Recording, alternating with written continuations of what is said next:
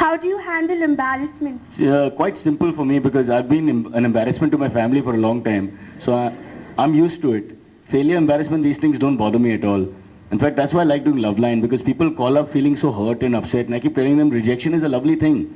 Once you start enjoying it, you can't deal with success or, I mean, I know lots of men like me growing up in Bombay or Chennai or Coimbatore or wherever you grow up, you're used to rejection. You try to ask a girl out, you try to put out a girl, nothing happens, years pass. So one day when somebody by mistake is not paying attention and she actually says yes, you don't know what to do next. You're not prepared for step 2. You only remember asking a girl and her saying no, and then you carry on and play cricket with the boys outside. So like this your entire life passes, and one day when that magical moment comes and the girl says yes, you don't know what to do. So I think it's more trying to deal with success and good moments in your life. Bad moments are easy once you get them regularly. In your opinion, how does corruption differ from begging?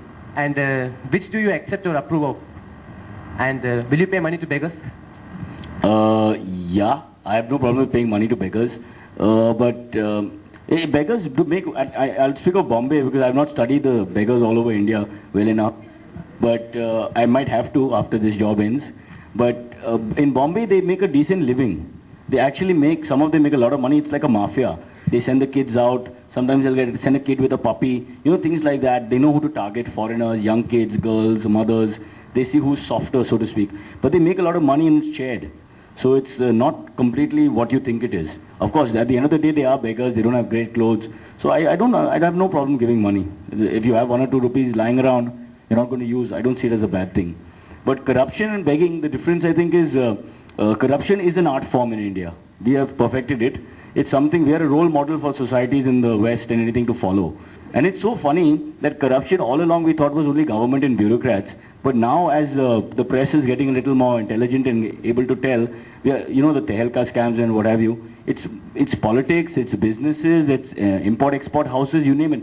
Everywhere there's corruption. Even perhaps in our channel, I won't say in your college because professors will drop me to the airport and he's 6'2". But everywhere around us there's corruption. I think the biggest problem is we don't think it's us, but it's actually us as well. When you bribe a cop, when you give extra money for admission form, when just small things like that, it's just the whole mentality. And from there, when you get into a position to become MD of a company or CEO, then you have the Enron scams and all that. Because all along there's been corruption. It's not like suddenly one day the guy wakes up and starts doing, bad things. So I think we should now just legitimize it. Government should say, chalo, theek hai, this is a good form of making money. Go for corruption. Whoever is the most intelligent, let them make money. Why waste time? Because we can't clean the system. It will never happen. So I'm all for corruption Zindabad.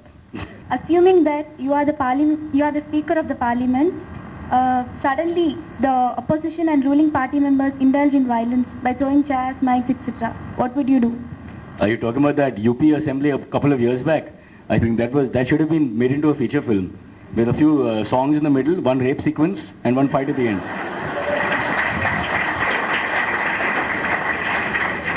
But if I was Speaker of the Parliament, I would encourage them. I would say, come on, hit. The more politicians who hit the other politicians, the less politicians we'll have. So encourage them.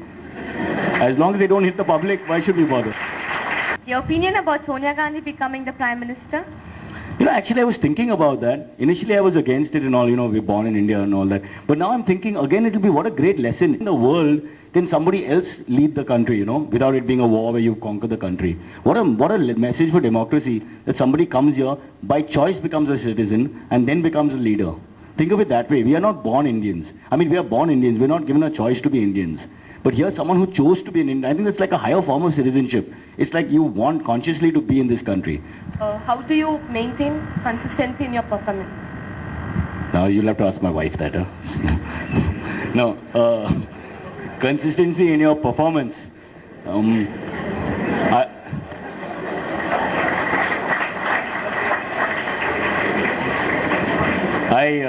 I think the basic idea is to set very low standards. That way you can't disappoint anyone. I think we try to do that as much as possible. If given a chance for you to become invisible, what will you do? I would become the principal of a girls' school. After all, education is important. Cyrus, you move around with top models like Malaika and Nafisa. Does your wife feel insecure about it? No, I think my wife knows how they feel about me. There's no problem. She's not insecure about them. She's only insecure about the fact that I have a lot of male friends. And she can't understand why we need to go out on the weekend and have, how do we say this in Tamil? Tipple. you know.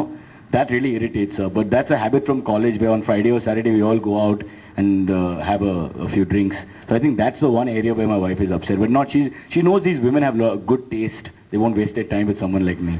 She's not worried about that. If you were made the President of India for a day, what changes would you make? President of India has got the same power I have with my wife. Absolutely nothing. So, I mean, with due respect to Professor Kalam, he can only pass the bill, stop a bill being passed once. After that, he can't do anything. So, frankly speaking, I think in civics they have the figure titular head. That's what he is. So, if you make me president, I don't know whether I'll just get to wear the clothes and have a convoy of cars and disrupt traffic. Other than that, there's no point. So, I don't know why we're keeping this position. Either we give him more power, so he can actually be like a check and balance system with him and the parliament, or at least with the prime minister and the cabinet, or we should remove it and just make him into some film star or something, because there's no point. The poor guy, he's called the president, he has no real powers, he makes some noise in the press, that's it. But they can't do anything. And Kalam is a good man with a good background, and they put him in this position and made him into a puppet. It's terrible. I will do something about that. Vijay is a short career, what next? Good question. After this, I'm going to go into software. I'm a computer graduate, computer software. As you can tell, I don't even know what the degree is. But really, honestly, I have no idea. But I think I would like to go into sports channels.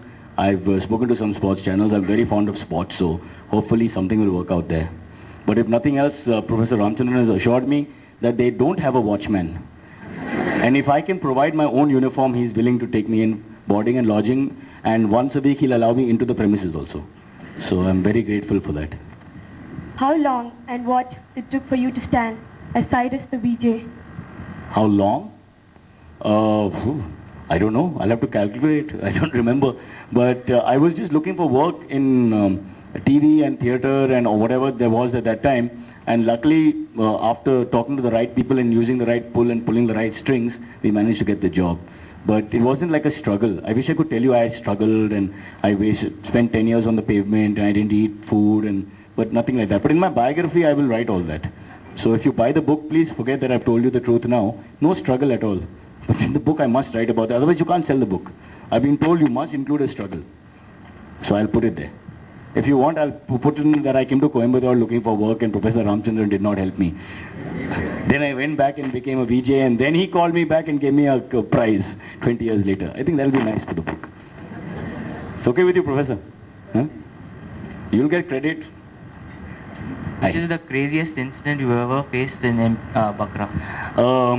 Something very embarrassing happened right in my second shoot in Sophia College. I didn't know where the girls' bathroom or boys' bathroom was. So I asked the Hamal, the guy outside, I said, I want to go to the toilet. And he just pointed in one direction.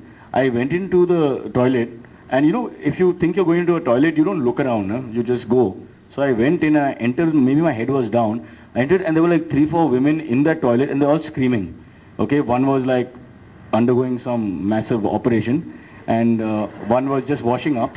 And 2 were standing. But whatever they screamed. And it was like I had raped or something the way they screamed. I lost interest. I did not pay for 2 days. I ran out of the college and I never spoke to that Hamal again. And it wasn't his fault because he pointed and he must have had these diagrams on, but I just didn't focus, and the 2 doors. I went in the wrong door. So that was quite embarrassing. Well, initially batting conditions were good. Ball was coming on the bat. I felt if I kept my wicket and kept it intact, I could make runs in the last session. But definitely I will try to improve and hopefully tomorrow we'll do better. So that was Sachin when he was young, but now he speaks much better. I feel bad to make fun of him because he's actually much more clear. But my favorite guy is Azharuddin. Azhar used to have this, anybody from Hyderabad here? The guys, anybody from, no Telugu speaking guy? There's a way they talk in Andhra where they have this rhythm. So he does this whole thing, he talk to him, Azhar, how are you? Fine. So what's happening? Nothing, man. Okay. So you've seen Azhar on the field. He's always, even when he was captain, he was like, it's always like moving.